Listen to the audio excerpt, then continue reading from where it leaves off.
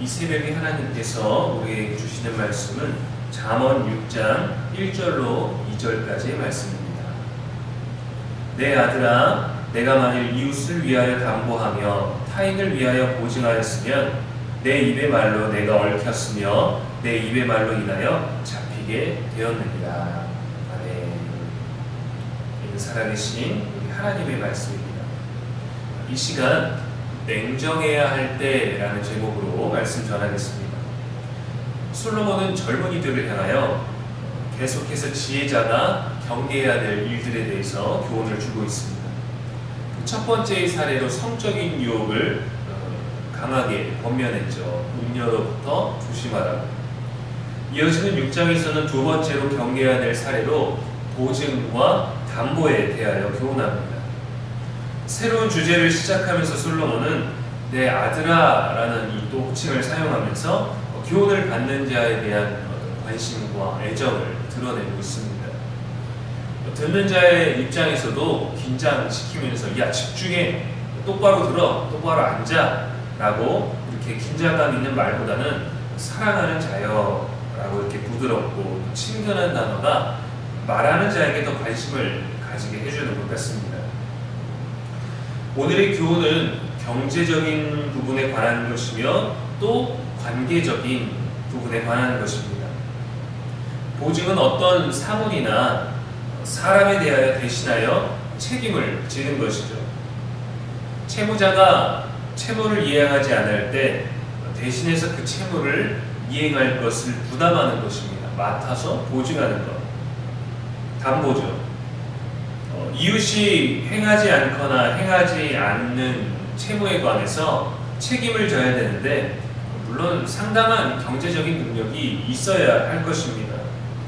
그러나 상당히 경제적인 능력이 없을지라도 관계 때문에 그냥 서기만 해달라, 도장만 찍어달라 라는 조금 무게감 없는 것처럼 요청을 받고 또 잘 모르는 경우, 예전에는 또 그랬었죠.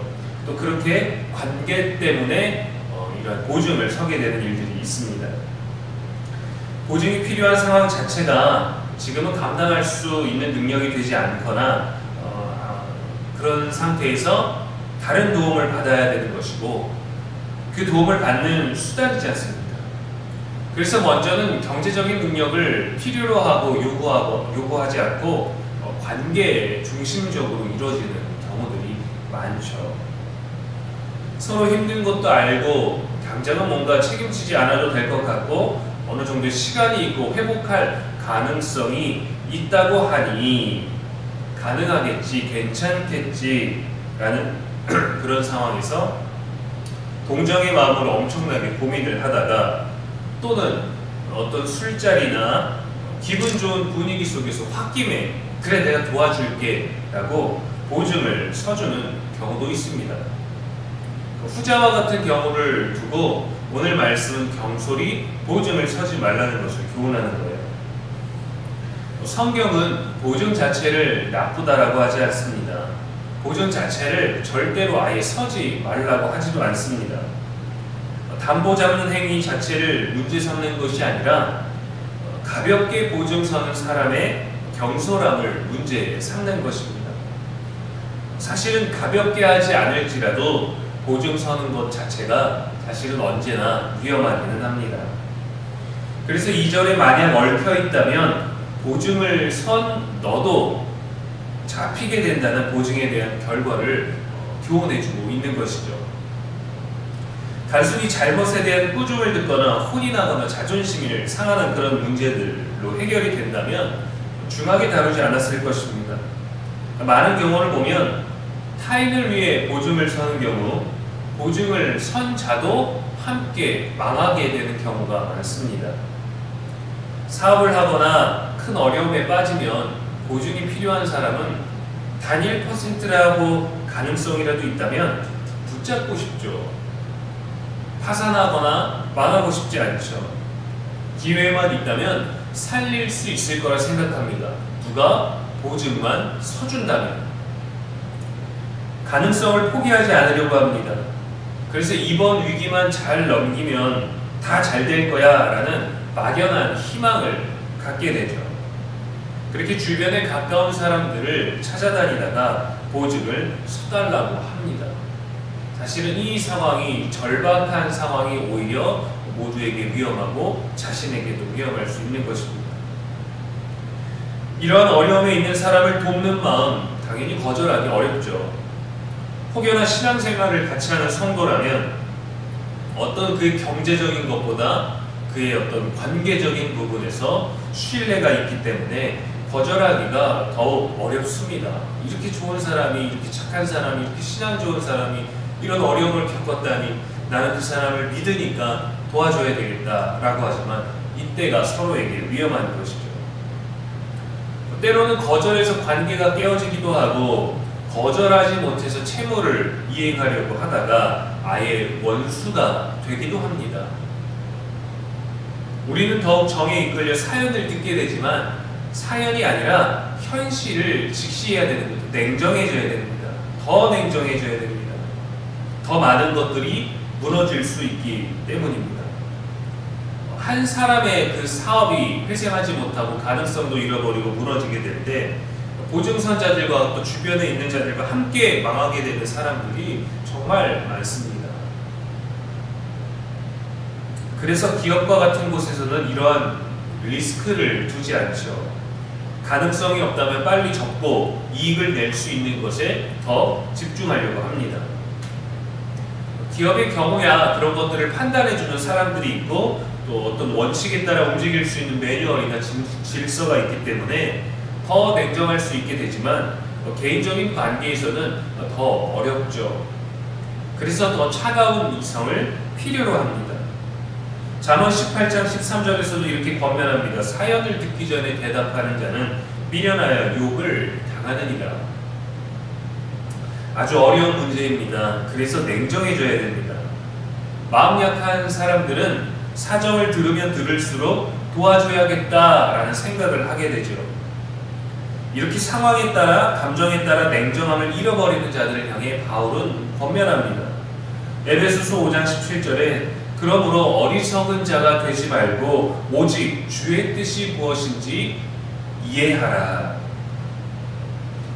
물론 하나님은 우리가 누구의 보증을 서지 말라, 서라 이런 것들 다 알려주지 않으십니다. 그래서 주께 구해야 합니다. 신중한 고민 속에서 기도했던 다윗에게 하나님은 답을 주셨어요. 내가 한 유다 성읍으로 올라가리이까 여호와께서 이르시되 올라가라. 매사에 하나님의 뜻을 구하며 주도 면밀하고 지혜로운 삶을 살아야 합니다. 다윗에게만 대답하셨던 하나님이 아니라 다윗에게 대답하셨던 그 하나님이 지금도 살아계시니 그분이 우리들에게도 답해 주실 것을 간절히 바라는 마음으로 지혜를 구해야죠. 주의 뜻을 구해야죠. 우리는 우리의 미래조차 책임질 수 없습니다. 그런데 어떻게 감히 사람이 만들어 놓은 제도를 통해서 다른 인생을 책임질 수 있겠습니까? 자녀들 또한 내 품에 두고 싶어도 끝까지 도움을 주고 책임지고 싶어도 때로는 오히려 우리는 그 노년에 그들의 도움을 받을 수밖에 없는 존재이지 않습니까? 처음부터 끝까지 홀로 살 수 있는 인생도 없으며 평생 도움받지 않고 살 수 있는 인생도 없습니다. 그래서 모든 인생은 사람의 도움을 필요로 하지만 먼저 하나님을 의지하는 지혜를 배워야 합니다. 감정의 문제도 마찬가지죠. 누가 내 감정을 위로해줄까? 누가 내 상처를 감싸줄까? 누가 내 서운하고 속상하고 이 답답한 마음을 이해해줄까? 만져줄까? 할 때에도 하나님 앞에 먼저 의지하고 경외하고 신뢰해야 하는 것입니다. 그래야 우리는 사람도 존귀하게 여길 수 있습니다. 그래야 서로를 불편하지 않게 하는 지혜도 배울 수 있습니다. 어떠한 요청이, 어떠한 책임이, 어떠한 요구가 우리에게 나타날지 모릅니다. 또한 우리도 누군가에게 부담스러운 요청을 해야 할 때도 생기겠죠. 가장 유익이 될 수 있는 최선의 방법을 고민할 수 있는 냉정함이 필요합니다.